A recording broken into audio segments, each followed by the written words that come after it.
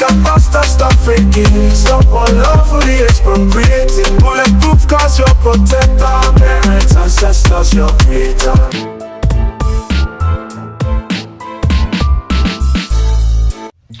Hi guys, so welcome back to another very interesting episode of mine where I share my view of life and my encounter.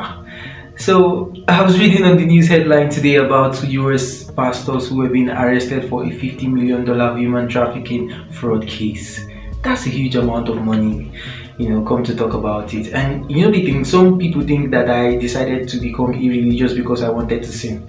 No, if I wanted to sin and be of no good morals at all, I probably would be a pastor. I'll commit so many crimes and then tend to go back to an imaginary sky daddy God and always ask for forgiveness because he's a merciful God, so they say. A merciful God who exists and then see people dying of sicknesses and diseases like Ebola, cancers, COVID-19, even malaria kills and even headache. And he's a merciful God who is supposed to see through people's situation and heal them in miraculous centers like churches and other religious centers like mosques and so on and so forth. But to be honest with you, I decided to be irreligious because I wanted to be of good morals. I've abstained from a whole lot of friends who doesn't love me for who I am and what I like to do to have peace to myself. So if I'm not feeling comfortable about anything, I am not being irreligious because I want to sin. For example, I don't see masturbation as a sin. So I was listening to a song from Naira Marley of recent where he said, Nilu said EFCC won't just OP.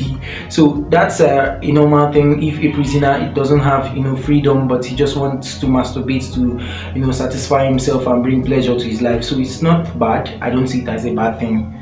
So if you have to do that to find peace, it's way better than committing a crime like child abuse and all that. So a whole lot of children grew up having this agony of child abuse, being abused by probably most of the times usually people who are older than them in knowledge and in age. They get abused and they grow up with this agony and they develop the character they cannot just stop. They were addicted to such a kind of thing. But long story short, masturbation is not bad. If it will save you from shame and bring you joy, then it's not bad at all. So I did not become irreligious because I wanted to sin. That's just one perspective or misconception I want religious people to understand.